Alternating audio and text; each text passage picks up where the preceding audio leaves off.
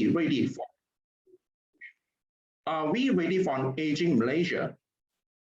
What can we do to maintain or even to promote their health or to reduce the risks that are commonly associated with their physical deterioration? Now, to address these questions, we are pleased to have two distinguished speakers this morning to be with us to share their expertise on the topics of healthy aging. Now, their sharing will specialize on how to reduce risk of falls with our first speaker, Dr. Anna Lakshmi Loganathan. Okay, so we will begin with our first speaker, Dr. Anna. Dr. Anna has obtained her Doctor of Philosophy in Medical Sciences from the University of Malaya, with her research focusing on prevention, education, interventions for older adults at high risk of falls. Now, she has been actively publishing qualitative research articles about falls prevention in Malaysia aging society, as well as presenting her research work in many local and international conferences. Her active research on fall prevention among aging society has been recognized by winning several awards, such as the Travel Awards in the World Congress for Falls and Postural Stability in 2019, and a merit for her poster on older people needs for falls prevention at WONCA, WONCA, Asia Pacific Regional Conference in 2014.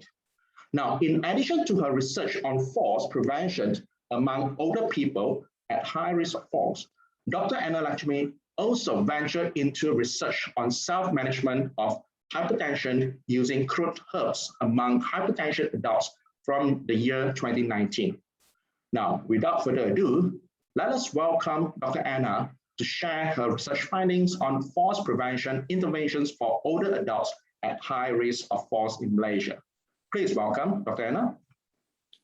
Thank you very much, Mr. Yuan, for the great introduction. Greetings, everyone. Mr. Yuan, please allow me to share my slide. Sure. You can share now. You can share now, Dr. Anna. Thank you, Mr. Yuan. Can you see my slide? Yes, very clear.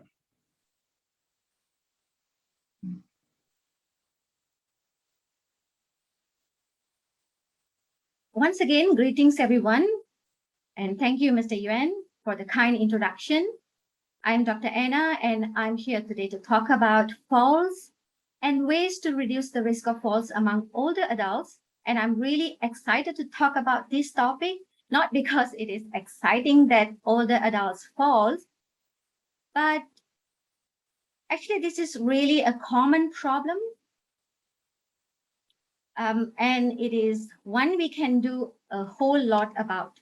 But many people don't know what can be done. So I have tried to pull together a presentation today that will take anyone through what you can need to know about falls and what you can do to keep older adults or our family member or someone who cares for older adults professionally or personally.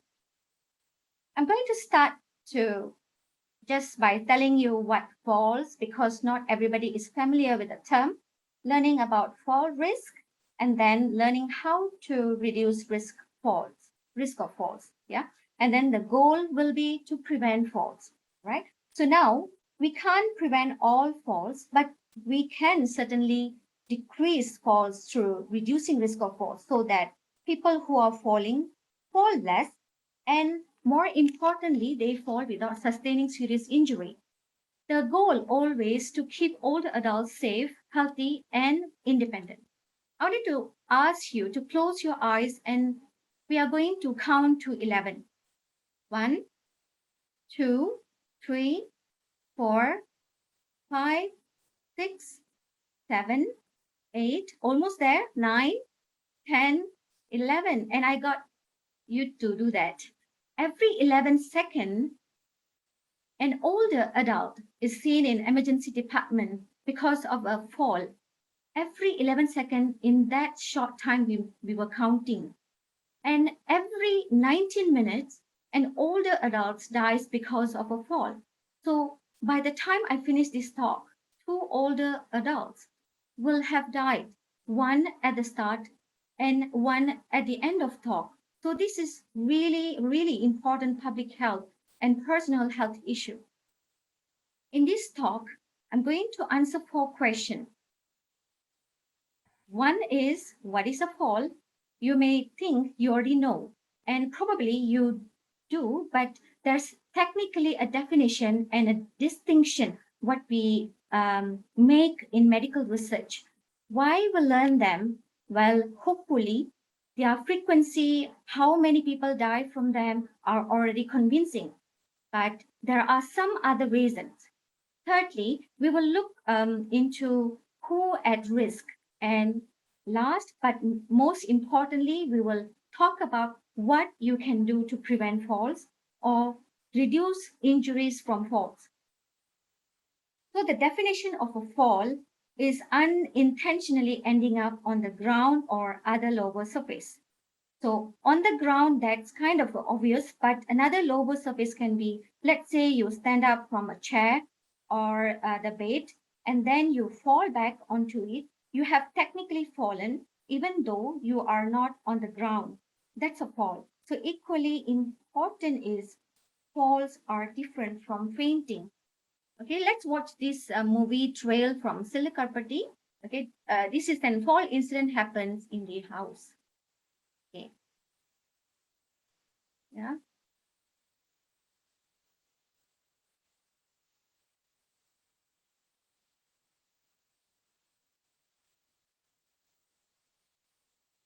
Okay. Sorry about that. So I hope you have get a quick understanding about falls. So medically, what causes a fall and what causes you to faint are different, and the mechanism is also different. So it is really important to make that distinction.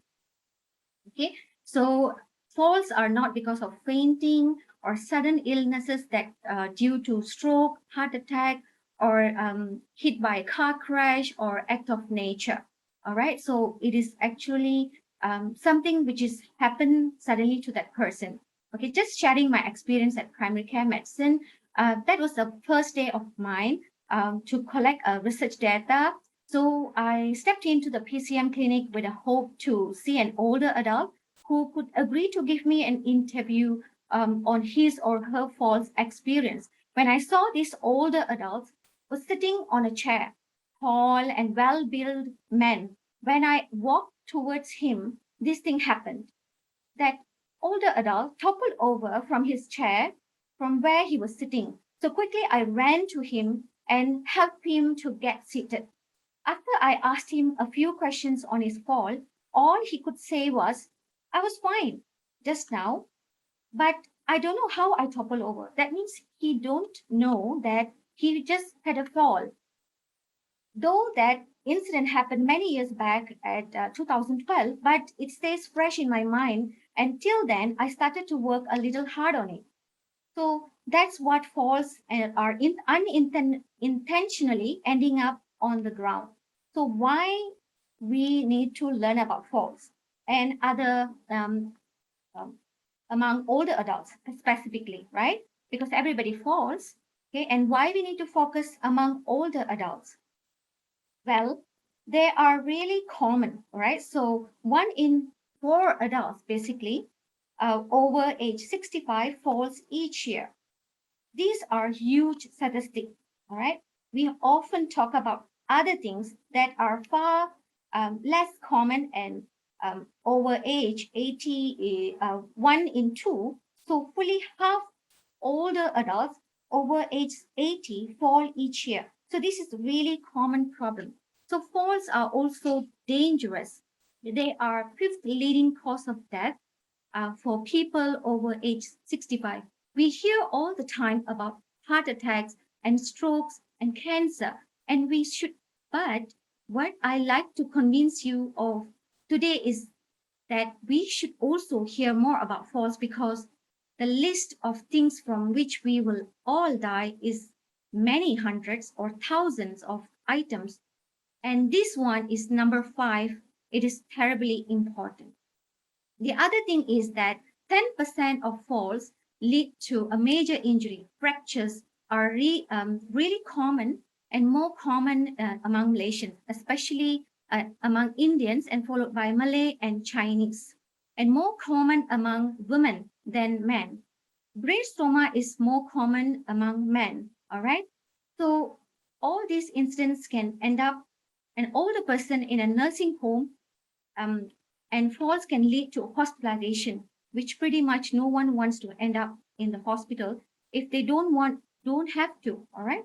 The third reason is to think about fall is that they are takeaway independent, what matters most to people.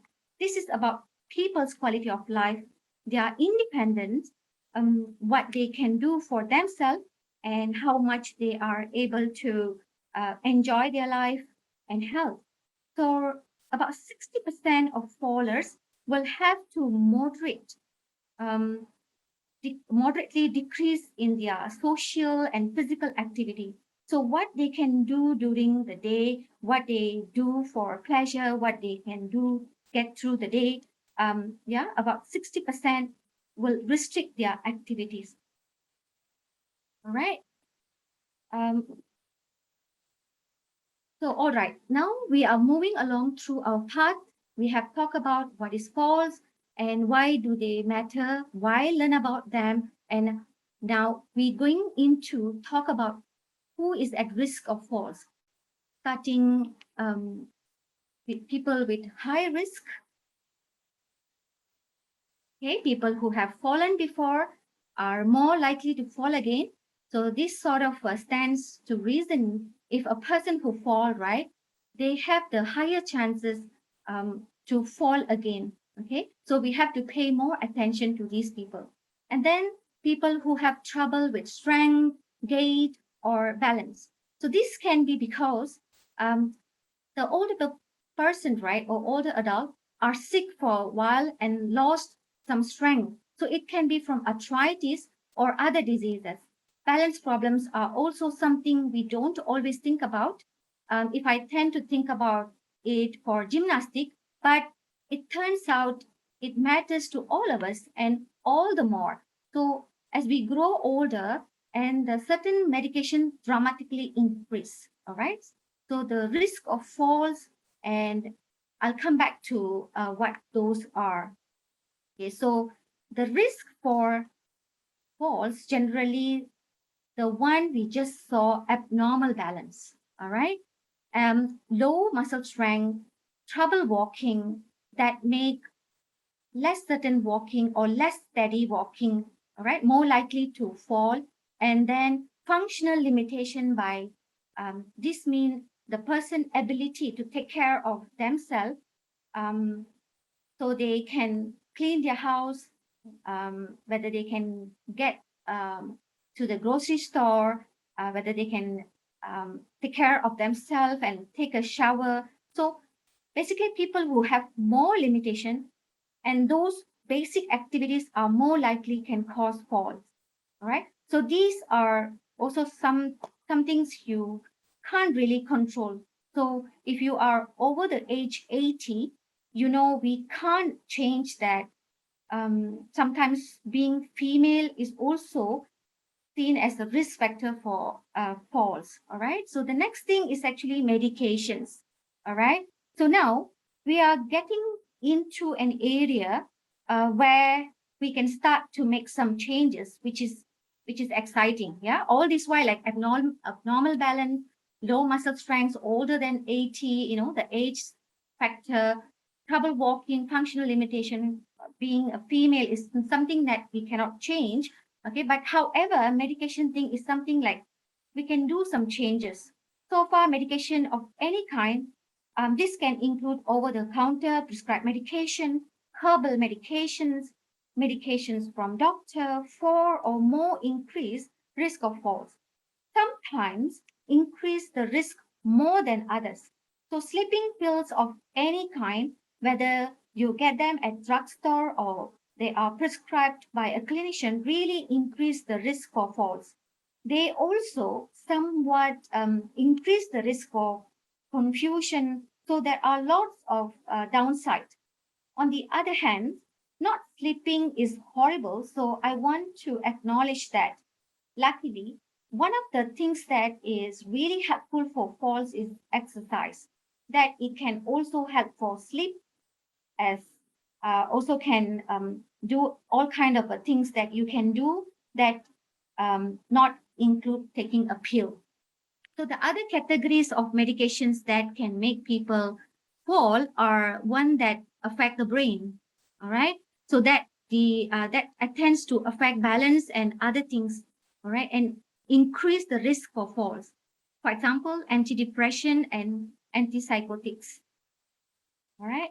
So, and then the fourth category are medical issues. So people who have trouble seeing or more likely to, they are more likely to fall. This makes sense if you can't see where you're going. Also, people with diabetes, hypertension, and this may in part because they are ill, in part because the nerves are working less well to the feet. People who are dizzy, people who have depression, and people who have dementia are at much increased risk. Incontinence also leads to risk of falls. And this may be because people are rushing to the bathroom. And you should know that, like falls, incontinence is a topic that often isn't addressed by as much as it would be that what we can do is actually it has to be treated. Okay, so better get treatments than no need to rush to the bathroom and can reduce the risk of falls. And arthritis and pain also lead to falls, probably because they impact the strength and walking. So variety of risk factors and many of which we can do things to decrease the risk. The bad thing is the more the risk factor a person has, the higher their risk for falling. So you can see here on this graph, it is sometimes, graphs are a little confusing. So I'm just going to say, okay, at this very top here, okay, here is, so this is actually means in a year, a person has a higher chance of falling. That, and down here means they won't fall in the chance of falling in the course of the year, less than 10% here, zero risk or one risk, they have the about less than 10% of falling. Okay. And then those who have 4 or 5 risk factors, then they have the higher chance of falling. If let's say we can reduce 1 or 2 risk factors, and then they can go down to have a less false risk, okay, like about 10% compared to more about 50% risk. Yeah. And then, so moving along our path, all right. So we're going to look into the, the ways of we can do the changes that we can able to reduce the falling. All right. This is actually our last but most important step. That is actually how we can able to reduce falls. There are lots of things that we can able to do. Yeah. But then let us see. Go through one at a time. So first, the most important is exercise, right? So this can be challenging for people who have never exercised before. And the great news is that you can start exercising at any age. You can do so safely, and it can build your strength, improve your balance, and increase your independence. All right. You can see here on the left, there are some people doing Tai Chi. There's lots of evidence that Tai Chi helps with falls, and all kind of people can do this. You can also do whether whatever you have always enjoyed. If you enjoy walking, there are many different forms of exercise, and the key thing is finding one that you will do and that you can do safely, and hopefully that you will enjoy. It should improve your strength, it should improve your endurance, and often really some exercise that works on balance is very important for preventing falls. And then the next thing is actually medication review. All right. I touched on this before, but going over medication and making sure they are all really needed is important, whether they are important or not. So you might thinking, why would the doctor be giving something I don't need? Well, sometimes people go in and into the hospital and then a medication gets started. That isn't, maybe that isn't needed, but maybe everybody hasn't communicated as well as they might taking it and it gets continued. So that need to be stopped. And we have to be careful, especially when you are 60. Okay, we don't know that the medication is still helping you if you are, up to you are 85. So really going through the medication and seeing if any can be eliminated, or even just doing a trial of it. If it turns out you need it, it's very easy to restart most medication. Okay. The next thing is home safety. This is actually particularly important for people who have fallen more than once. If they are falling at home, yeah, especially, you can see here there are there are bunch of toys cluttered, all right, on the floor, electrical cord, and water spilled on the floor. So there are many things you can do to make the home more safe. Some are really basic. Okay, so if there are cords, okay, loose rugs, okay, there and that are on the ground, so there are potential places where a person can trip. Okay, really good to move the cords off, change to a non-slip rug, and wipe off the spilled water immediately.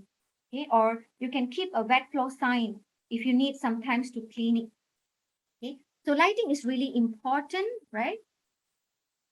Yeah, so this is a video to show you about the, okay, about how safely you can hold on to the handrail on the staircase, all right, which is very important and can able to prevent you from falling. Yeah, just now, as I mentioned to you, the lighting is very important. We were talking about low vision. So being a problem while having a poor light is the same as having low vision. Yeah. So you really want to make sure there's a good lighting at home. All right. And then vitamin D. Yeah. So this is a vitamin you can get over the counter. So we don't all need to take it. Yeah.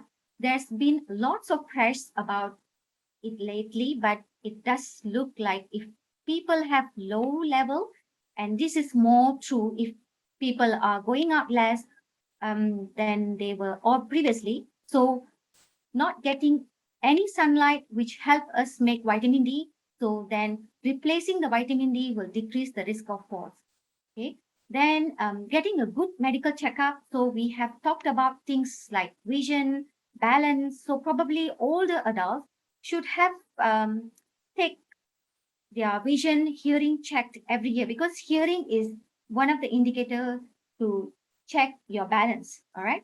So checked every year or two, because low vision is often correctable. All right. And that will decrease the risk of falls. This is also the blood pressure, a little hard to tell you, but people often have their blood pressure taken. But there's something we like to call the other blood pressure, which is orthostatic blood pressure, which is when you, from sitting, your blood pressure was normal, but then when the moment you stand up, right, the blood pressure will go down and then will make that person to have light-headed, and then they can tend to fall. So this has to be taken care, yeah. And then there's also important to check joints and muscle, because muscle, uh, we know that arthritis and pain lead to weakness and risk of falls. Checking the brain is also very important, all right, because to check whether the person is depressed, and then do we need to treat it, that we need to not to treat it. Okay, so everything we have to check. All right, so if there are any cognitive dysfunction, because how we treat a fall varies, yeah, and it is also depending on how well the person brain is working. And then similarly for the heart can be related to falls, right? And needs to be examined. And last but not least, the feet, all right? So having good, safe shoes make a huge difference. So also things like having your toenails cut, okay? So they are not too long, or having any painful foot deformities treated, yeah? So that it is easier to take steps that comfortable and gets you safely where you wanted to go, all right? Then physical therapy is very important, particularly for people who are falling and often, or who are weak, or who need help making their home safe. All right. There are also a number of indications, but physical therapists can help figure out how you can exercise safely. They can help you work on balance. All right. So there are these are actually some intervention. All right. Okay, that a person should go through, all right, when they get older.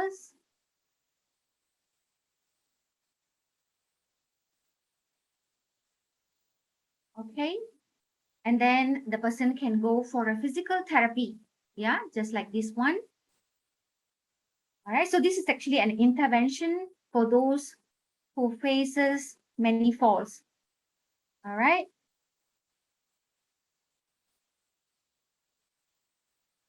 Okay, let me put all this together. Well, let's start by looking at someone who is at had their first fall. I'm going to assume that this was a first fall. There was no major injury. So they were basically in the same decent health they were in before.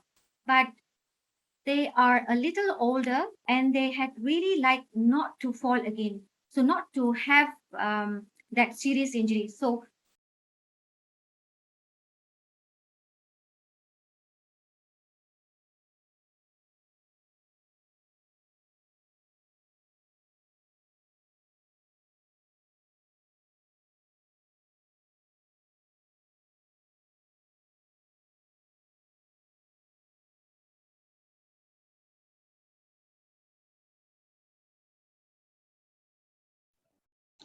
Dr. Anna, are you still with us?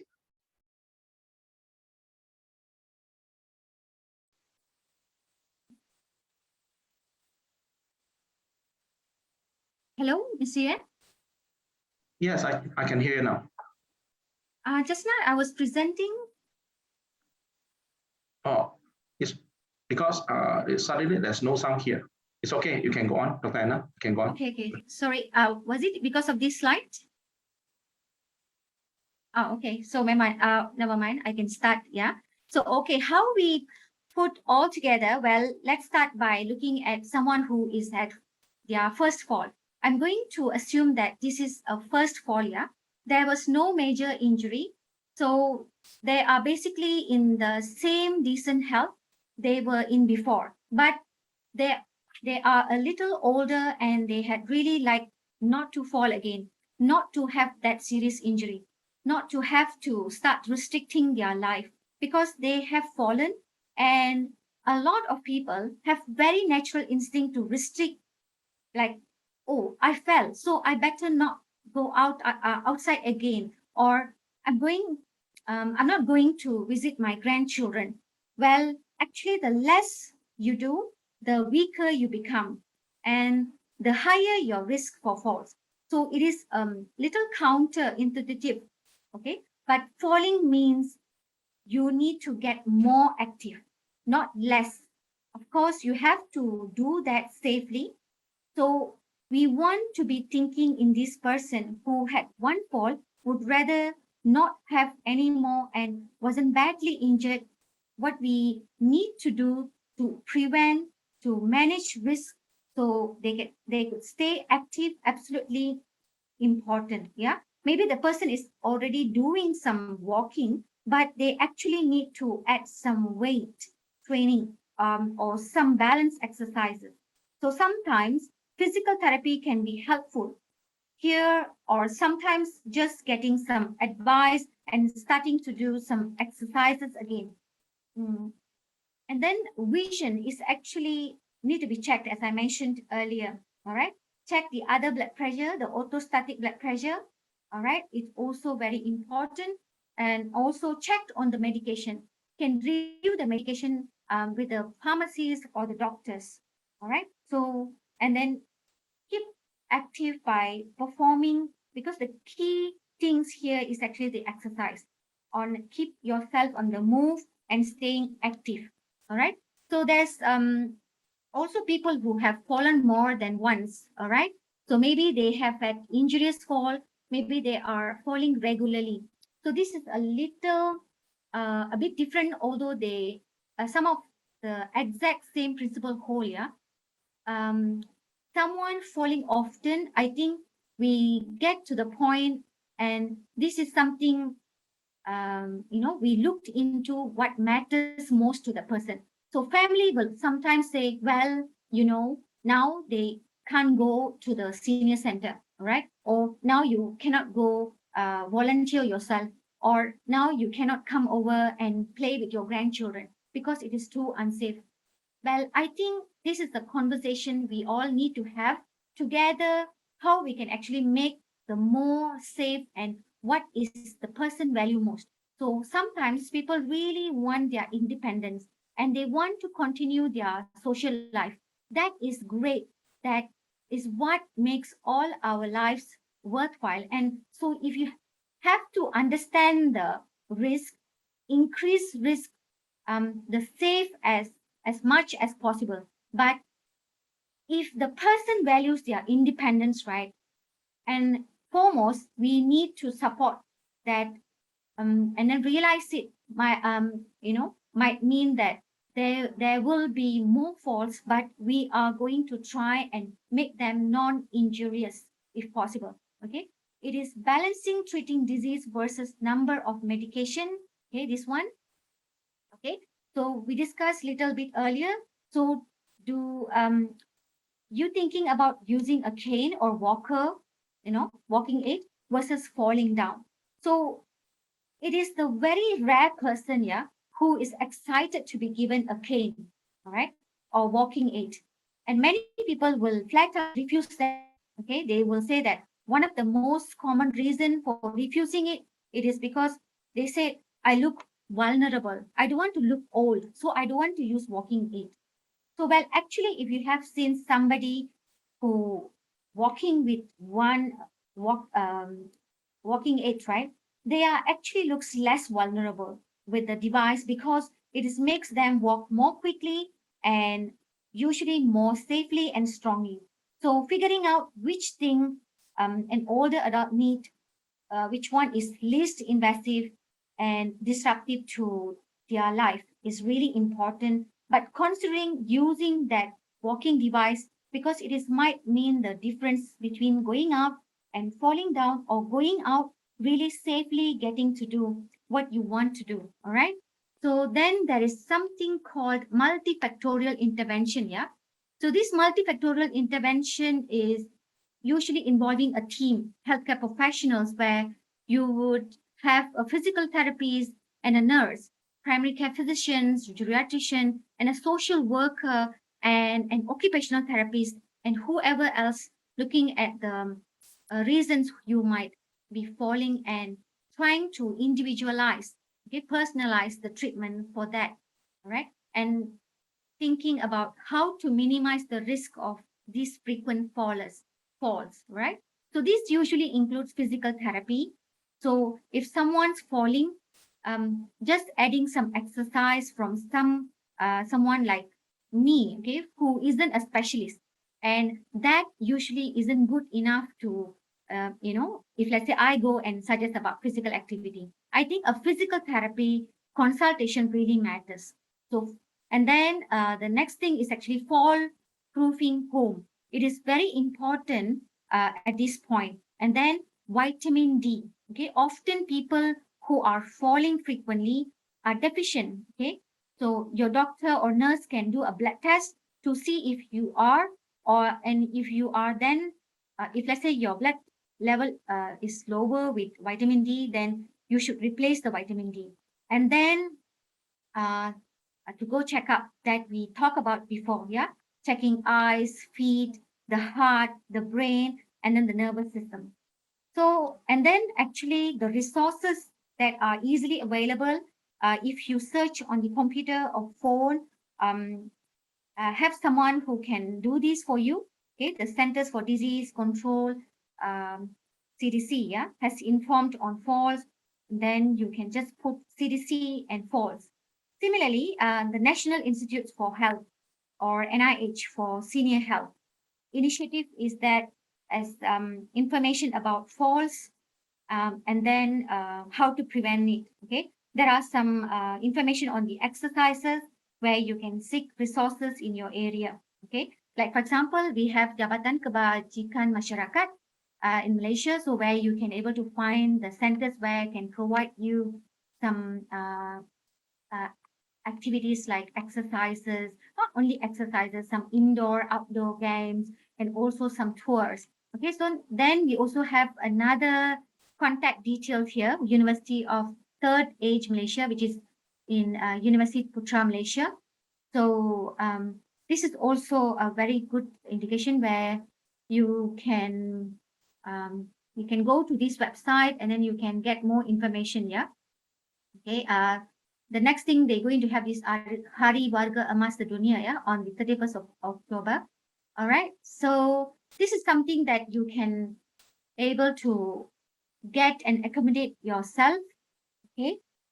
So finally, what we're going to see here is actually our goal, which ideally are that no one falls. Okay. But I can't really promise that based on this, what I can say is that we know that we can decrease the number of falls that people have, and we can, in many cases, we can make less, but then we cannot totally take out from this older person. But then we can make them hurt themselves less, okay, compared to a bad one.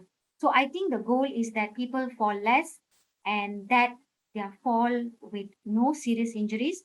Not that we can again promise, but we can have less serious injuries by doing these simple things. Okay, so that the people can be safe, healthy, and independent in their older age. Okay, so with this, I'll finish. Thank you very much. Thank you very much, Dr. Anna, for your informative sharing. In fact, me personally also gained some useful information from your sharing. So how to deal with, how to prevent falls, or how to reduce the risk of falls among the olders like our parents in the future. That's right. Okay. Now we have about 5 to 10 minutes Q&A sessions to all the audience. If you have any questions that you'd like to address to Dr. Anna, you can either raise it up verbally or you can put it in the chat box.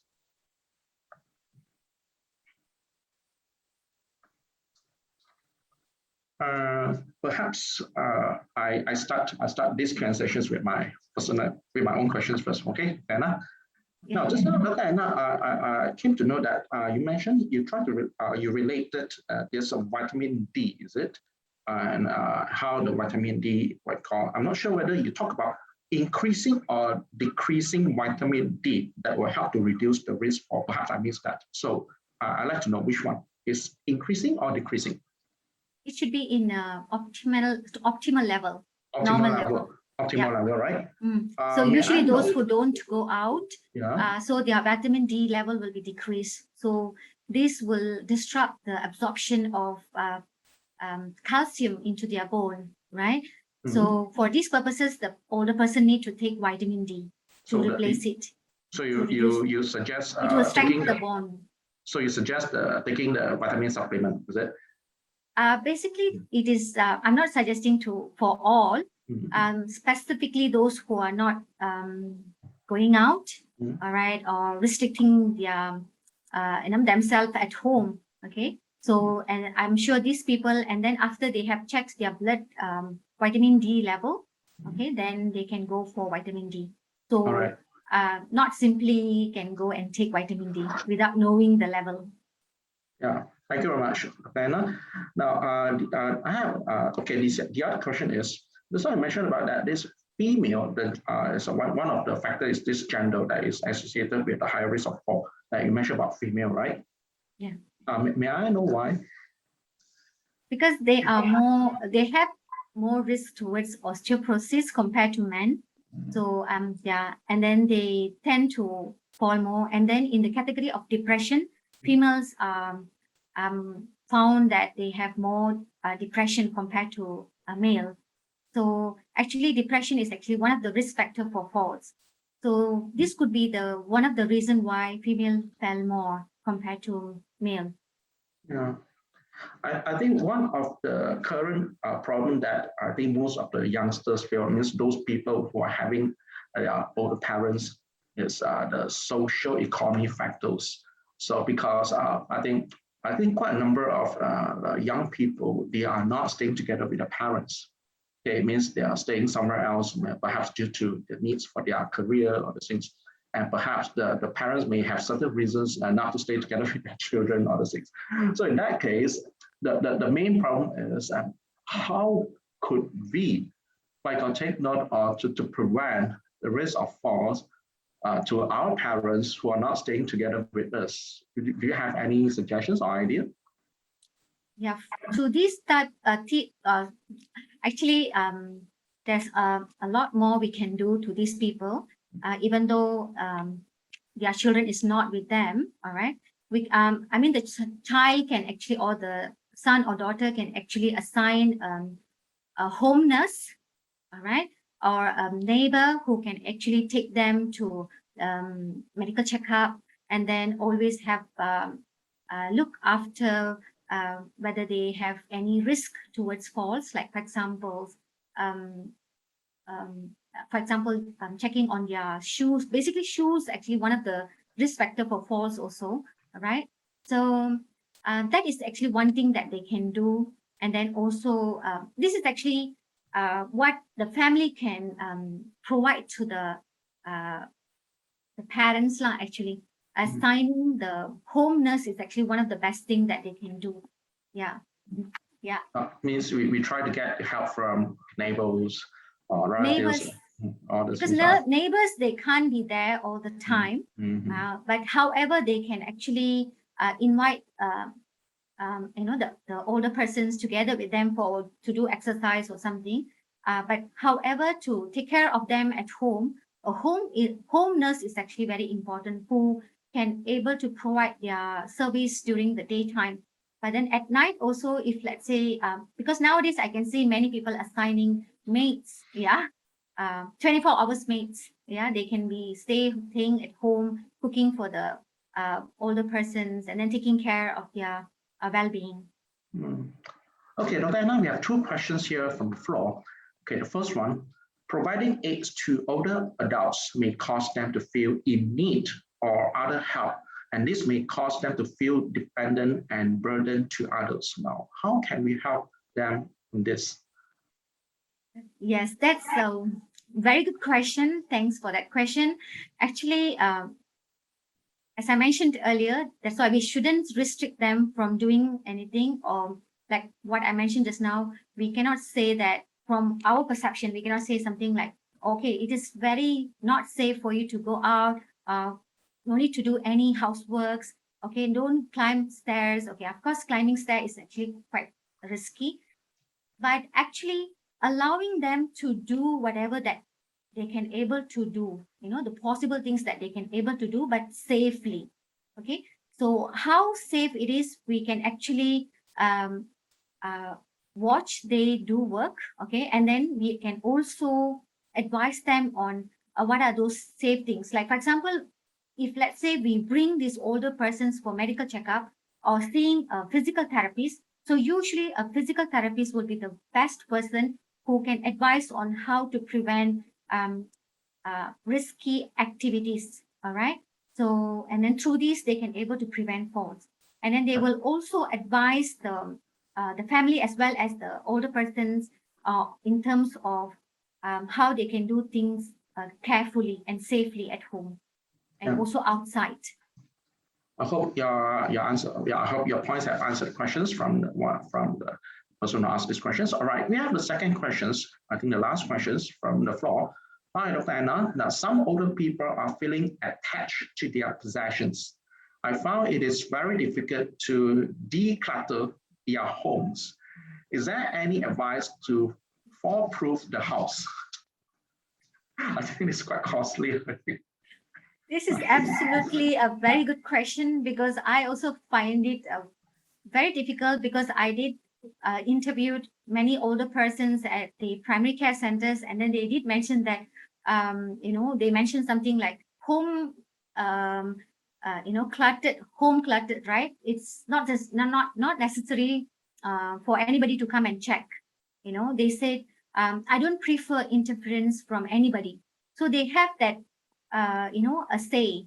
They are like, they don't allow you to do this. But however, one step at a time, you have to expose them to certain videos, like what I mentioned, the resources, let them mingle with other older persons so that they can able to get some views from other older persons, because it is not easy for the child, okay, or the son or daughter to tell their parents what to do, because they think that they know greatly compared to their children. So what we can able to do is allowing them to mingle, more socialized, maybe see what people are doing so that they can learn from it rather than we teach them. We cannot teach them. Yeah, I agree with you. Okay, I think that's all for the Q&A sessions. If the audience from the floor, if you have further questions, you can, Dr. Anna, do you mind of sharing your email address here? So if the audience have any further questions, they can email you. Is it okay? All right, okay. So we thank Dr. Anna for her informative sharing and very useful to us and to the audience in the preparedness to deal with our parents, right? When they come to the age, have a high risk of fall, right? Thank you very much, Dr. Anna. Okay. Thank you. Thanks. Thank you, everyone. Okay. So we will now come to the second speaker. Okay, the topic will be shared by Dr. Yu Yi Sing, or Dr. Ben. Okay. Now, Dr. Ben Yu Yi Sing is a registered dietitian and lecturer at the Center of Healthy Aging and Wellness, Faculty of Health Sciences, University Kebangsaan Malaysia, or UKM, with expertise in functional food, nutritional neuroscience, and geriatric nutrition. Now, he completed his PhD in University Kebangsaan Malaysia in 2021 with an award of excellent thesis. Congratulations, Dr. Ben. Okay. Thank you. Throughout his excellent efforts in research, he successfully published 14 articles in high-impact journals and 2 book chapters, as well as numerous presentations in both national and international conferences. Now, his current research seeks to investigate the efficacy of functional food in neuroprotections and preventions of non-communicable diseases among older adults in Malaysia. Now, without further ado, let's welcome Dr. Ben to share his point of view with the topic nutrition and healthy aging. Dr. Ben, over to you. Please welcome. Okay, thank you very much, Mr. Yuan, for your very kind introduction. So, good morning, everyone. So I'm Dr. Yu, you can call me Ben. So today I'm going to share with you all on nutrition and healthy aging. So nutrition is one part of our daily lives, right? So it's play a very important role to maintain a good health and well-being. So let us start. All right. So today I'm going to share with you all about the demographic of aging population in Malaysia and what are their nutrition-related problems, nutritional status, and also I can suggest some nutrition recommendation for this aging population. All right. And last but not least would be the nutrition intervention and research that related to elderly. Okay. As you can see here, let me on my laser point. All right, so this is the demographic in 1957 and 1970. That time is, I think most of us still not yet come to this world, right? So this is demographic. As you can see, the elderly population in Malaysia, we classify the elderly population from 60 and above. All right, so for WHO is 65 and above. So as you can see, the demographic is not that much, okay? Maybe some is migrated from other parts, other countries. And then after, I can say after 30, 40, 50 years later, as you can see, the demographic becomes greater. Okay, the lifespan of the elderly also also increases. All right, so in 2040, as Mr. Yuan stated just now before the talk, our demographic is become of the aging population increases every year. So when that time, we also will getting old. All right, so these are the demographic that will increase around 4 to 5 folds as compared to now in 2040. All right, so what are the reasons actually that cause these demographic changes? So first of all, it might be due to lower birth rate and declining in total fertility rate.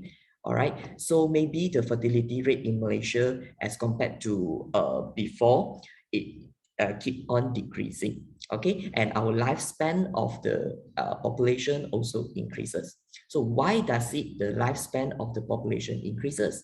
So it might be due to excellence of medical healthcare services, good diets, and high quality of life. Definitely, I would say that Malaysia is a developing country. So we are better, okay? We are also a middle income country. We are better as compared to low income countries. So definitely our medical services, our diets, our quality of life might be better. All right. So this evidence also supported by Lindsay et al. 2014 stated that public health historians and epidemiologists calculate that the majority of the life expectancy will be increased during the last 200 years will be resulted from control of infectious disease, more abundant and safer foods, better sanitary condition, and other non-medical social improvement. Okay, so these are the conditions that reflect in Malaysia. So we have a better food, we have a better environment to live, and that's why our lifespan will be longer. Okay, so I would like to share with you all on my supervisor research. Okay, I will introduce my supervisor, Professor Susanna. She is the pioneer of the nutrition in aging. So actually, she did a lot of cohort study and also the research related to the nutrition in aging population. So as you can see here, these are the prevalence of the successful aging, usual aging, and mild cognitive impairment in older adults population. So 73% of them are actually usual aging. 16 of them are actually mild cognitive impairment, but there's only 11% of them are successful aging. So actually, what are these categories shown here? So as you can see here, successful aging is the older adults that free from all those non-communicable diseases. All right. So they also have a better or the cognitive function, okay, as compared to the other two categories. Okay, they also have no depression, and then they have better quality of life and no functional limitation as compared to other two categories. How about usual aging? I think majority of our older adults population are categorized in these, okay, or usual aging category. So this usual aging might have some non-communicable diseases, one or two, or maybe more than two. We call it as multi-comorbidities. All right. So these older adults might have also a poorer cognitive function as compared to the successful aging, but have a better one as compared to mild cognitive impairment. And then majority of them definitely had no dementia. All right. How about mild cognitive impairment? Okay, this is my target population for my PhD study. So this population definitely is the most vulnerable one among these three categories. So we followed based on the Peterson criteria 2014. It mentioned that they actually have some memory problems. Okay, they also have the lower scores in the cognitive test as compared to usual aging and successful aging.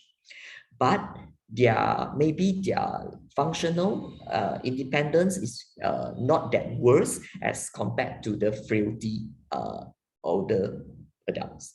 Okay, but these older adults are not don't have any dementia problems. They just have some memory complaints. But if we do not prevent or we do not manage well in the dietary or maybe some rehabilitation, so it might have to progress to become dementia in around 3 to 4 years or maybe 10 years later.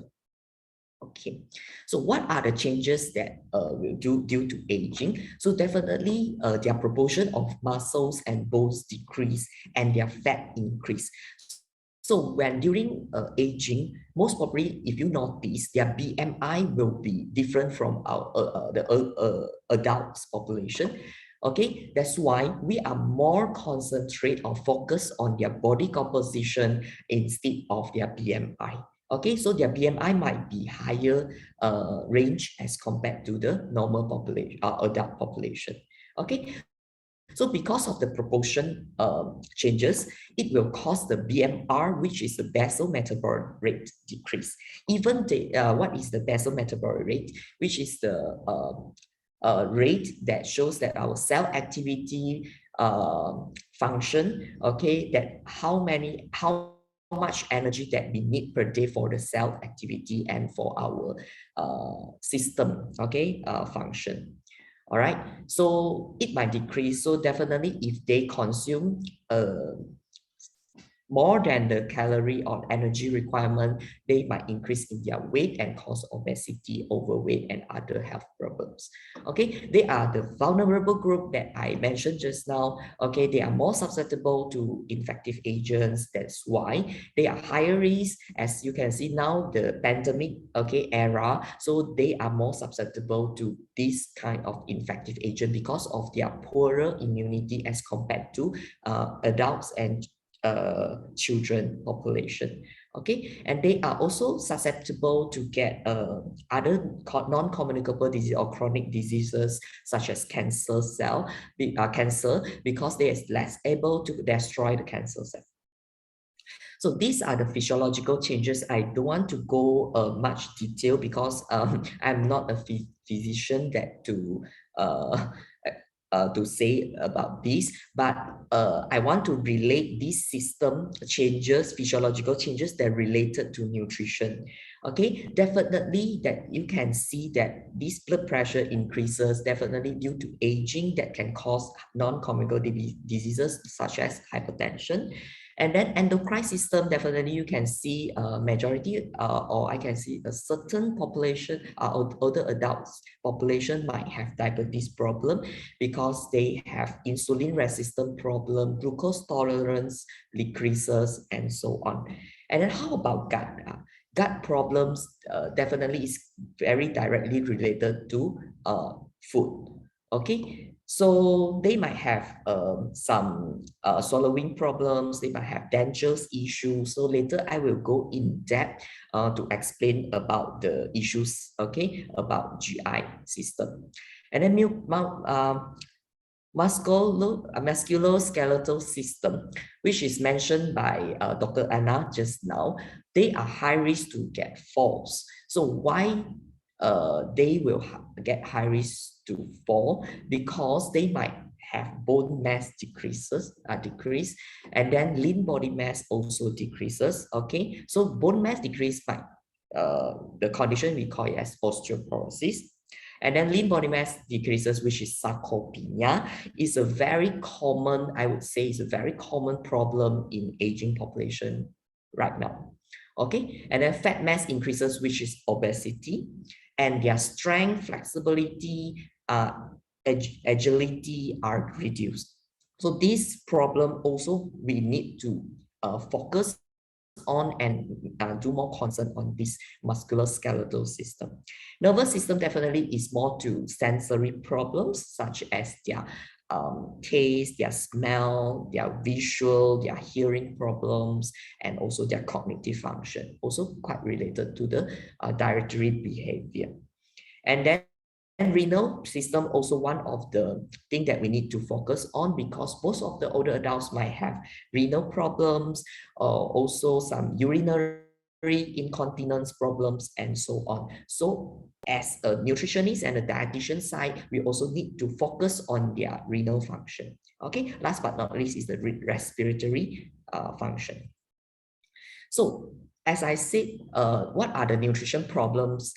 Definitely in aging population, which is the taste and sensory changes. So it might affect their ability, reduce the ability to taste sweet and salty. Okay, their taste is not like adults already. Maybe they taste differently as compared to adults and children. So because of these taste changes, they might decrease in the food intake.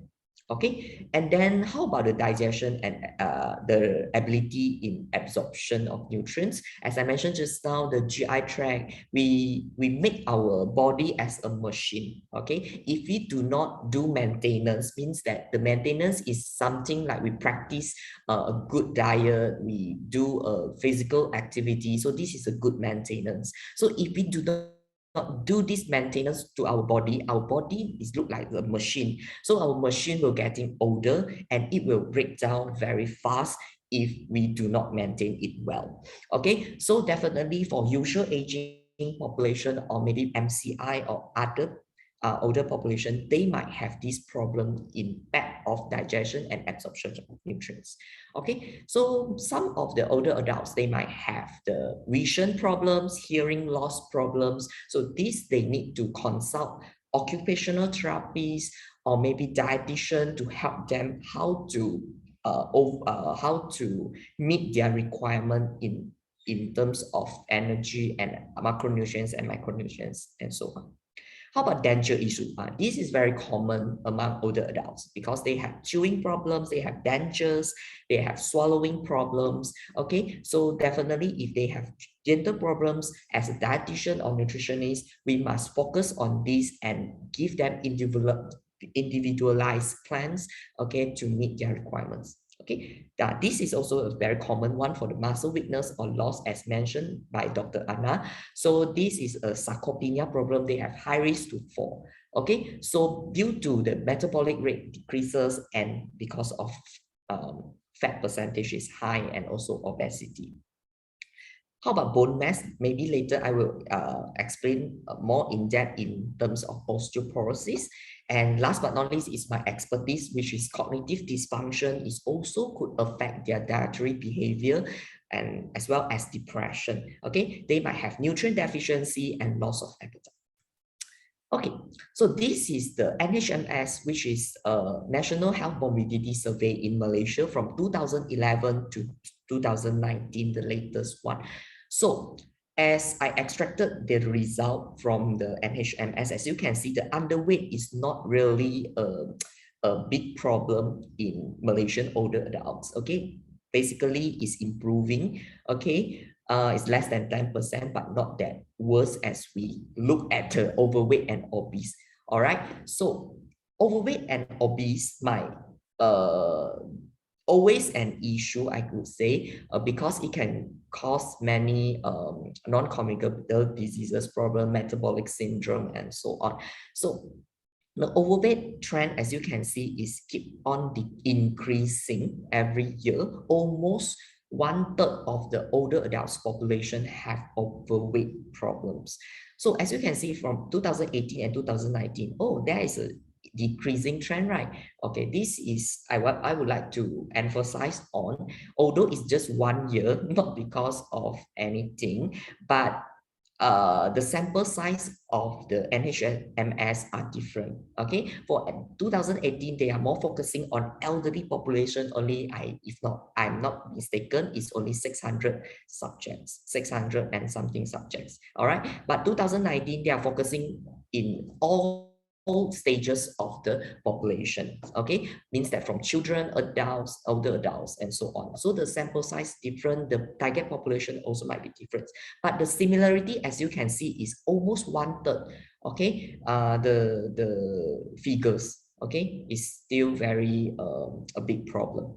And then the obese is BMI more than 30, okay, kilogram per meter square. So it's almost 15, around 15 to 20%. So if add up together, it's almost half already of the older adults population have this overweight and obese problem. So this is the issues that we need to concern about to prevent all those non-communicable diseases. But how about malnutrition? Okay, as I mentioned, Malaysia is a developing country, and our healthcare service, our good diets, okay, is already getting better. So the trend is definitely, we can see that it's decreasing. Okay, it's no longer an issue for us to tackle the malnutrition. Okay, what are the common aging issues? So today I'm going to share with you all about 5 nutrition-related common aging issues.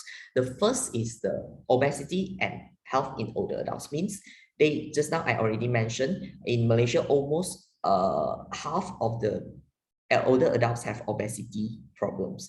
Okay, so obesity can cause high mortality rate, low mobility, and also high frailty. Frailty is the weakness of the muscle, can cause they cannot do physical activity in a normal form. All right. So risk factor is definite of disability at old age might be due to obesity, definitely. Second one might be due to non-communicable diseases such as heart disease, diabetes, hypertension, osteoporosis, dementia, and so on. And is very directly related to poor dietary habits and physically inactive, already proven by many previous literature. Okay, so second one is the also another main issue, which is osteoporosis. So osteoporosis is a progressive metabolic bone disease marked by a loss of bone mass and microarchitectural deterioration of bone tissue, which leaves the skeleton vulnerable to fracture. So this osteoporosis is also an issue for those older adults, especially as you can see reported by Chan et al. 2020 is higher in women. Around 16.1% of the women have osteoporosis problem, and more than half of these women, older adults, have suboptimal bone health. So this is the prevalence that we need to focus on, how to prevent the osteoporosis. Okay, and then this is the these are the factors that might cause osteoporosis. Definitely increase of age, as I mentioned, higher bed fat mass, lower monthly income, okay, being menopausal, especially for women, no formal education, low awareness, okay, being a smoker, and Chinese are the predictors. Okay, so these predictors that as a nutritionist, as a dietitian, we need to focus on how to tackle it and overcome this issue to help this population.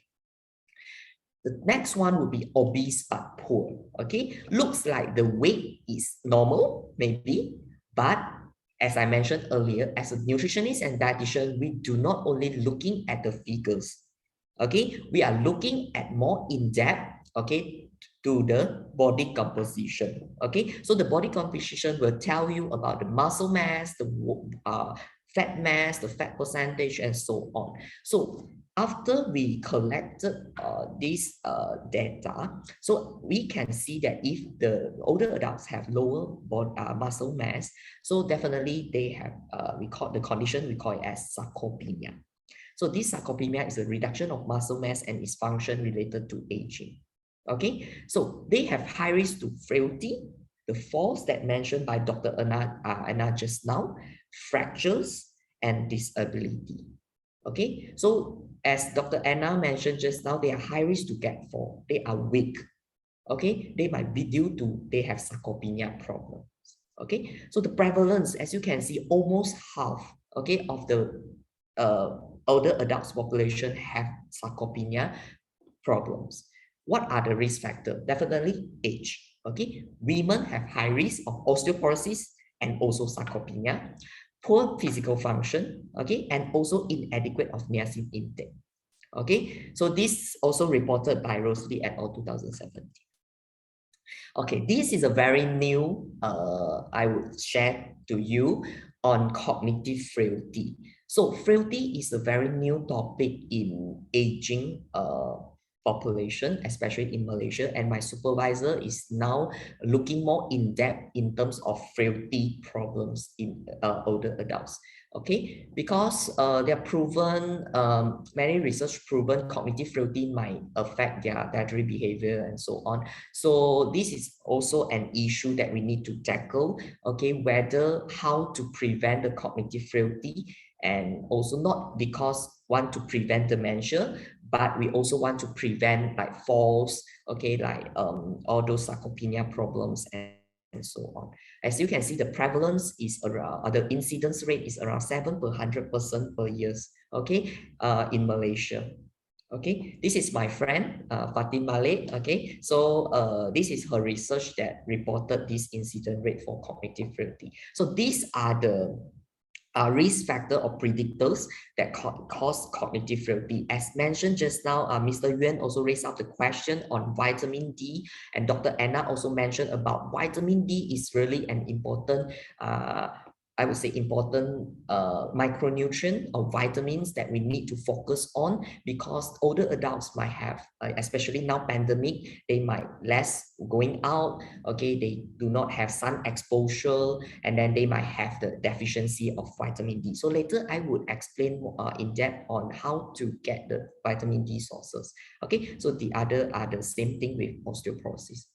Okay, yeah, number 5 is the anemia. Okay, so when you heard about older adults might get easily to get tired, okay, and then they easily to dizziness, okay, so it might be due to they have anemia, anemic problems. Okay, so anemia is a condition in which you lack of healthy red blood cell to carry adequate oxygen to your body tissue. Definitely older adults have high risk to get infection. Okay, they also can have trauma, accidents, internal bleeding, or maybe bleeding because of accident. And I would like to emphasize on the dietary factors. So if relate to anemia, that relate to dietary factors, definitely are these 3 components, okay, dietary components, which is iron, vitamin D, B9 folate, or by vitamin B12 cobalamin. So this deficiency might cause anemic problems. Okay, so what are the helpers to when you consume the high iron food? Okay, so we need to increase first the meat, poultry, eggs, legumes, green leafy vegetables, fortified whole grain products, all those high iron and high vitamin B9, B12 food. And then what are the things that you need to eat together with this food to increase the absorption of iron? Okay, so I would like to encourage older adults to eat together with vegetables and fruits, because vitamin C might enhance the absorption of iron. All right, so what are the blockers? Okay, the blockers might be the tannins and phytates. Okay, the tannins which might be contained in tea, okay, and also coffee. All right, and also the phytates might be legumes and so on. So it's a very, I would say, a very challenging for the vegetarian population. Okay, so as you can see, we also have heme iron and non-heme iron. Heme iron from animal sources, and non-heme iron have a lower bioavailability of the iron absorption, okay, in human bodies, which are from non-animal sources. So as a nutritionist and dietitian, I think you already clear about how we do the assessment to help to assess the nutritional status in population. So definitely we are looking at anthropometry. So we are not looking solely on the height and weight and also the BMI, but we need to focus on the body composition, as I mentioned just now. And then biochemical, definitely albumin and pre-albumin will reflect their nutritional status, okay, and hemoglobin might reflect their anemic status. And then clinical, definitely we are looking at the global, subjective global assessment, looking at their muscle wasting, their fat, subcutaneous fat, and so on. These are more to malnutrition, okay, risk. And then dietary, definitely we need to collect their diet history, diet recall, and also their food frequency on selected food items, especially for those have allergic problems, lactose intolerance, and so on. How about functional status? Definitely we need to know about, is it they are dependent or they are independent. Okay.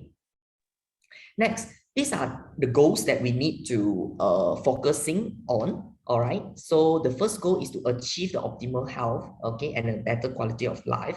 Definitely, we need to reduce the chronic diseases and strengthen their immunity and also their functional ability.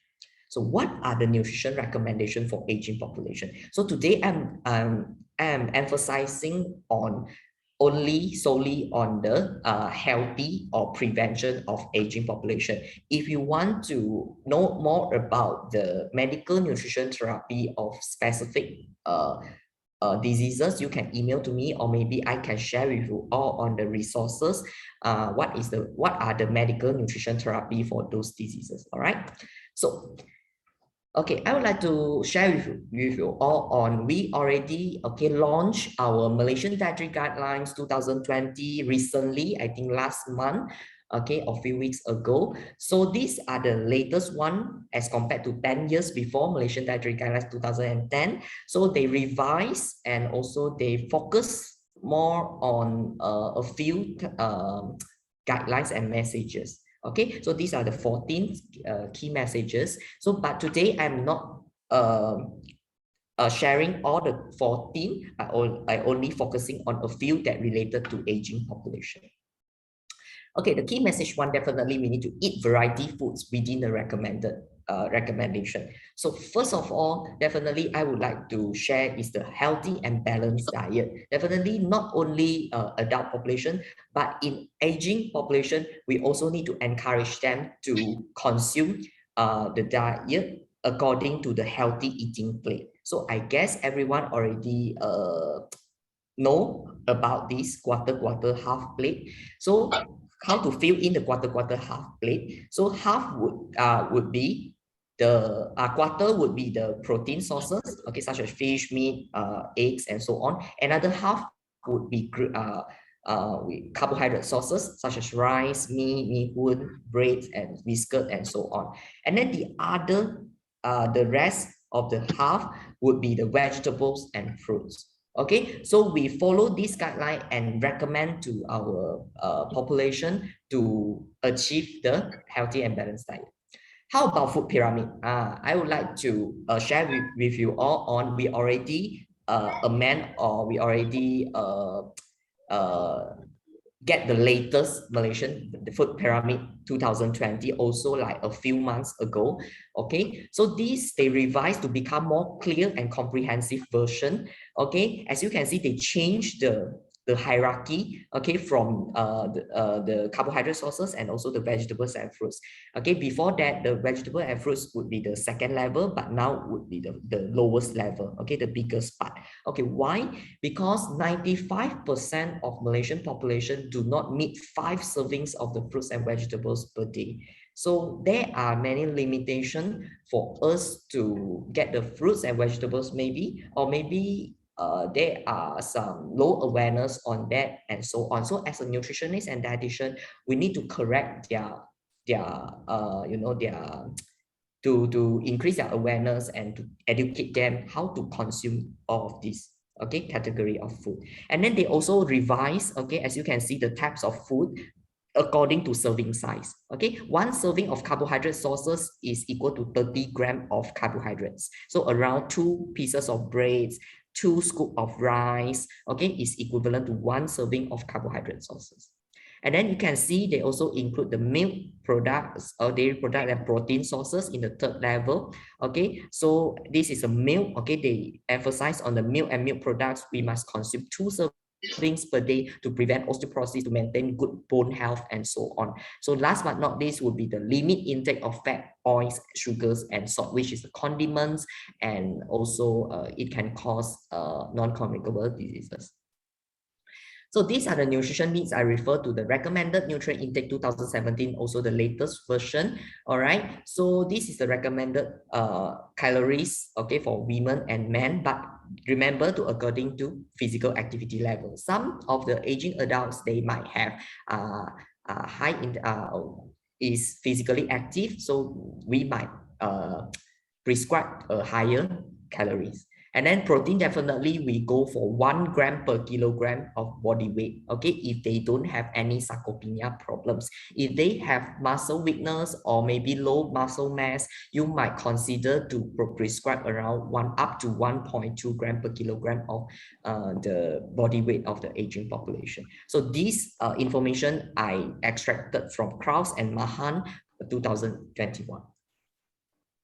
Okay, so go in depth, as you can see below. So these are the calcium requirement that needed for the aging population, especially for men and women. So men around 1,000 milligram of calcium per day. But when you look at the women, okay, women might need higher because they have high risk, okay, to get osteoporosis problems. So that's why we need to give a greater or higher recommended intake for them. Okay, and then these are the ions. How about 10% and 50%? 10% is depends the percentage, it depends on their bioavailability. Okay, 10% would be goes for the non-heme iron and 50% would be go for animal sources. So if they consume non-heme iron, definitely they need higher recommended intake for the iron. Okay. So how about the folate and cobalamin, as I mentioned just now? Okay, so they need 400 microgram and 4 microgram for cobalamin. And vitamin D, yes, this is the thing that we need to focus on also. Okay, so especially they have high risk of falls, they have high risk of frailty, and so on.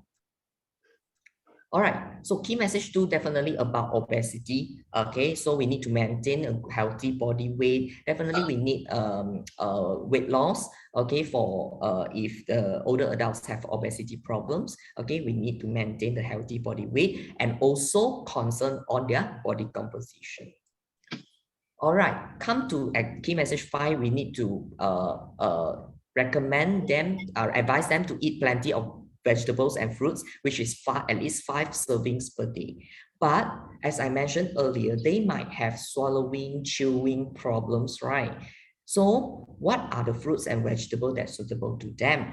So this is the challenge for the dietitian and nutritionist to prescribe. Okay, so definitely my suggestion is we need to prescribe soft food, okay, or fruits and vegetables for them. For example, there are a lot of soft texture fruits and vegetables. For example, like banana, papaya, tomato, kiwi, okay, mango, and also some of the vegetables you can cook become tender and soft.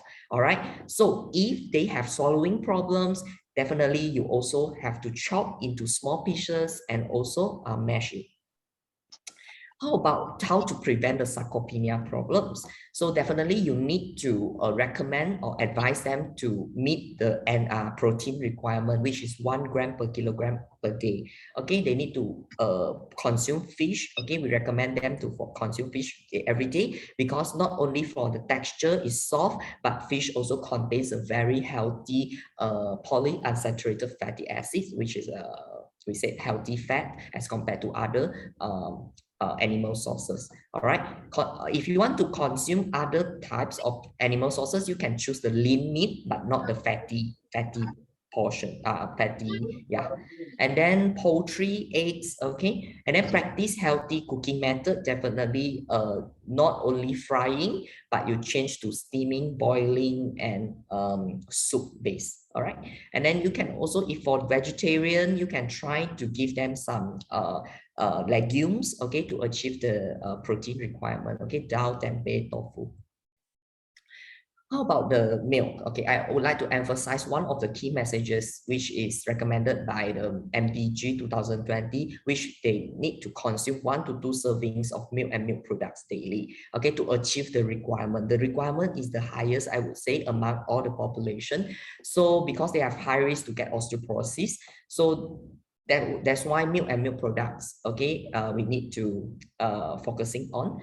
okay, focus on, and then try to replace all those creamer, sweet things, okay, or creamer is not milk, they made up of palm oil, okay, so definitely zero calcium in the creamer, in the in the condensed milk and so on. So we need to modify our menu, teach them how to replace this into the milk or yogurt, all right, or powder milk, okay, in the beverages and cooking, okay. And then for those lactose intolerance older adults, we might choose pre-digested milk products such as yogurt, or maybe now in the market, I believe that, okay, there are many types of calcium fortified soy milks and drinks. So as I mentioned earlier, I would like to suggest a few vitamin D sources. Okay, for bone health, we need 3 important components, not only calcium, but also phosphorus and vitamin D. Okay, phosphorus, you can get the food actually from whole grain products. You can get it from a lot of milk products because they already fortified in the products. And also the vitamin D. Okay, vitamin D, you also can get it from cheese, from dairy products, because now food industry already fortified this vitamin D into the food products. Okay, so but then if you want to consume other sources of vitamin D, definitely can come from like fish, okay, some cereal products also got fortified in the cereal products. Okay, so you need to teach them how to read the labeling, okay, to achieve the requirement. So how to serve food? Definitely when we need to serve to the older adults, we don't want to serve our portion already. Maybe we eat large portion, but for older adults, it's like children, okay? We need to serve in a small portion size for them, okay? And then we need to give more about color, taste, smell, okay, to attract them, okay, to finish the food. And then try to enhance the flavors, okay, with using the natural herb and spices, but not for the MSG and so on, okay, and serve a nutrient dense food, okay, but not only the energy dense food, because they might have obesity problems, and try to serve the soft texture food. Okay, so last, I think this is the last one. Okay, how to serve the soft texture food? So definitely we need to cut into small pieces and then try to use soft ingredients like fish, egg, tofu, cheese. Okay, and then sometimes if they get bored of the rice, okay, maybe you can cook for the other carbohydrate sources like potato, sweet potato, but you need to mash it, or if they can chew it, definitely you can go for the normal one. Okay, and then cooking method, definitely just now I mentioned, and then prepare soft nutrient dense snacks such as we use milk. We as a dietitian and nutritionist, we need to have a very creative mindset, okay, to incorporate some milk, okay, into the desserts to allow them to eat, because sometimes they will complain that they don't drink milk. Okay, so say they refuse, okay, they are not ready. So definitely you can incorporate, suggest the caregiver to incorporate this kind of product into another food. All right, so last, I want to share my research on these two. Okay, this is my senior research, which is a total polyphenol 3-in-1 juice. Okay, this juice could enhance the cognitive function and also prevent the cognitive decline. So inside the juice got 3 main ingredients, which is guava, roselle, and pomegranate. Okay, so this is my baby, okay, my PhD study product, which is Ulam Raja, Cosmos Caratos, and I successfully defended my thesis. Okay, and also it could also prevent the cognitive decline by decreasing all those oxidative stress, okay, and also improve the dorsolateral prefrontal cortex, and also enhance the mood status of the older adults within 12 weeks. Okay, so these are my references. Before I end, I would like to mention that these are the references that I refer, which is the Bahagian Pemakanan website. You can also get all these free sources from the website. And also my lecturer, Prof. Paul and Dr. Nick, also involved in this, Kraus and Mahan. So this is very important Bible, I would say, for the nutrition and dietitian to look into how to treat for specific diseases or all stage of the population. So thank you for your attention. Okay, so this is my email address. If you have any question to raise up, do not hesitate to email me. Okay, thank you very much. Thank you, Dr. Bent. Very, Yeah, welcome. very good and informative sharing. Thank you very much. I think we do learn a lot from your sharing. Okay. All right. So Yeah. now I think we have a few questions. Okay, first questions. Okay, is it advisable for elderly who don't drink milk to consume calcium supplement?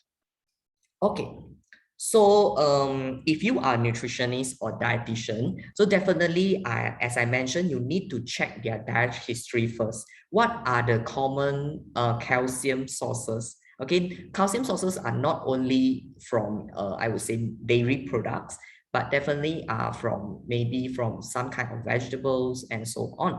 And then after that, you calculate that, and then you look into it, it's really not enough to meet the 1,000 and 1,200 milligram per day. Definitely, you could prescribe, suggest them to take maybe one supplement tablet per day, 500 milligram, or maybe up to 2 if they don't consume any calcium sources, food sources. Okay, yeah. All right. Okay. Thank you, Dr. Ben. Now, this is a question from me personally. All now, right. I wonder that when it comes to the stage of this elderly, means the aging stage, will they experience any what we call what the absorption problem in their gut? Yeah, So, definitely. Yeah, definitely. Based on my experience, their gut function and their absorption and their digestion is not as normal. I would not say it's every older adults. Maybe some of the older adults might have this issue. So as a nutritionist and dietitian, our job is to try to educate them what are the foods that will increase their absorption. Okay, so for example, like I mentioned just now, if they have digestion problem, for example, to absorb iron, they have anemic problems. So definitely, you need to go back and check what are the food that can suggest to them to eat together with the rich iron sources. Okay, definitely the other things like some people that might have lactose intolerance, as I mentioned. So lactose intolerance, definitely they cannot digest lactose. So if they do not digest lactose, we need to suggest another types of food, okay, such as yogurt or pre-digested milk or calcium fortified soy milk for them, okay, to easier for them to absorb and digest. Yeah. Okay, thank you, Dr. Ben. Because I'm asking this question because there are a few occasions that I was dealing with those what I call direct sales that promote the health supplement product. They use this particular point that they emphasize that when it comes to elderly age, the elderly people have absorption problem. That's why it is advisable for them to take some certain supplements like that. But for generally, I would say definitely we will first to suggest them to take natural food. Okay, not only from supplementation, but if they do not tolerate with those natural food or getting not enough from the natural food, definitely we have another, like what you say, the product in the market. We got oral nutrition supplements, which looks like milk products. It's like susu, but actually they fortify is in a complete list. Okay, we call it as we can replace the meal with this kind of product. Okay, so because the product is a complete and balanced nutrition, so after they drink one glass of the milk, okay, we so-called milk, but that's not milk. Okay, some they made out of other sources like soy milk or other things. So definitely they will meet all the requirements based on the if they consume the supplementation. Okay, thank you very much, Dr. Ben. And we have another question here. Dr. Ben, is that true that strontium could be a better alternative to calcium as supplement to help against osteoporosis? And what's your take on this? Okay. Strontium could be better. Is that true that strontium could be a better alternative to calcium as supplement to help against osteoporosis? Okay, normally for a dietitian and also nutritional perspective, we are not looking at strontium or what others like calcium or whatever. We need to go back our pathophysiology that actually we want to maintain a good bone health. What are the main minerals and vitamins that help to or maintain this good bone health. Based on my study, definitely it's only 3, okay, from calcium, phosphorus, and vitamin D. So if you meet 3 of these requirements, okay, definitely you might have low risk to get the osteoporosis. So I would say if you want to supplement it with strontium or a calcium supplement, you need to check that, is it the calcium requirement, the calcium intake meet the requirement? Is it calcium a problem? Or maybe it's due to phosphorus, or maybe it's due to vitamin D, because these 3 are playing important role in bone health. Okay. Okay, thank you, Dr. Ben. Now, because we are running out of time, so I think if there's additional questions from the floor, you can direct to Dr. Ben's email. Yeah, sure. I can reply it in the chat later. Okay, thank you very much, Dr. Ben, again, for your informative sharing. We appreciate your efforts on this. Okay, so now to all the audience, we are coming to the end of this webinar. So please be reminded before you leave the meeting, kindly please click the link in your chat box for the feedback form. Okay, so all the feedbacks from the audience, we do appreciate for our future. We do appreciate and will take actions accordingly for our future improvement, right? Okay. Now, also don't forget to to click the link for the sign up form again before the end of this webinar. And lastly, we would like to have group photo sessions. Okay. So I'll kindly request all the audience here to turn on your webcam so that we can take a group photo sessions for this event to become a memorable feature to everyone, right? So please, all the audience, kindly please turn on your webcam. Thank you very much.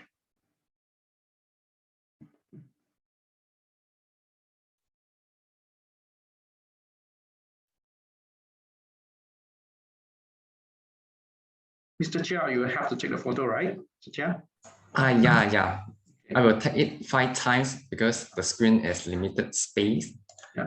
So I will take it now, yeah. So you give it a signal, Mr. Chia? Okay, yeah. If you all are ready, then 1, 2, 3. Okay.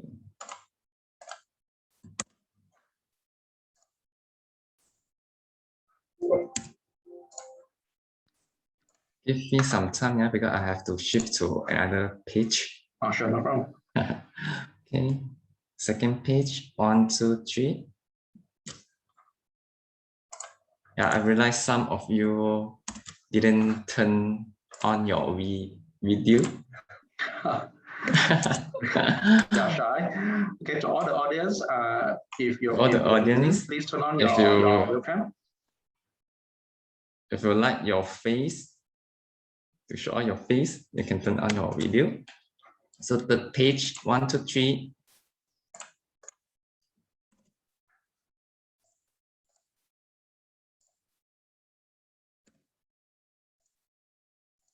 So we are now on number 4. 1, 2, 3.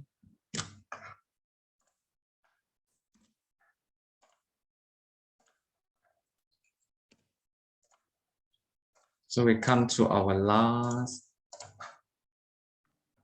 here. 1, 2, 3. Okay, yeah, we are done. Okay, thank you very much, Mr. Chair.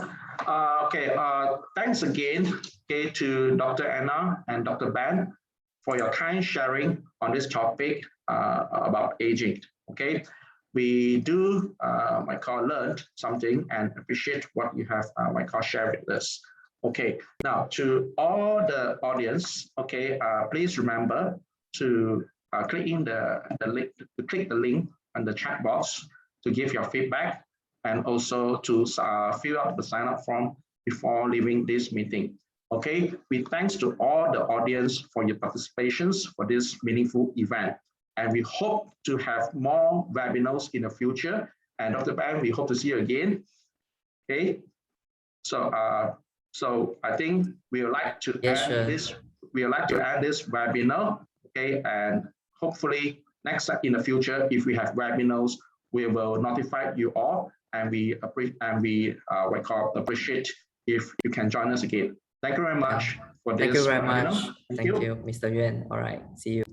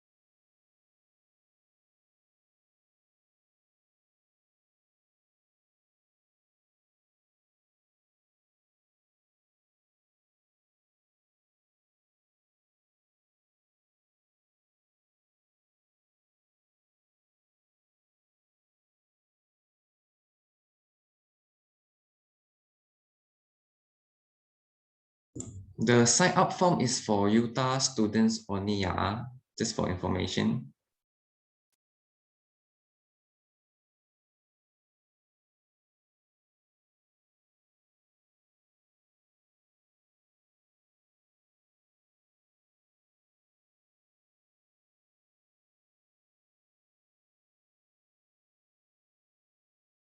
For all of you, you are welcome to help us to fill in the feedback form. I already resigned the link here.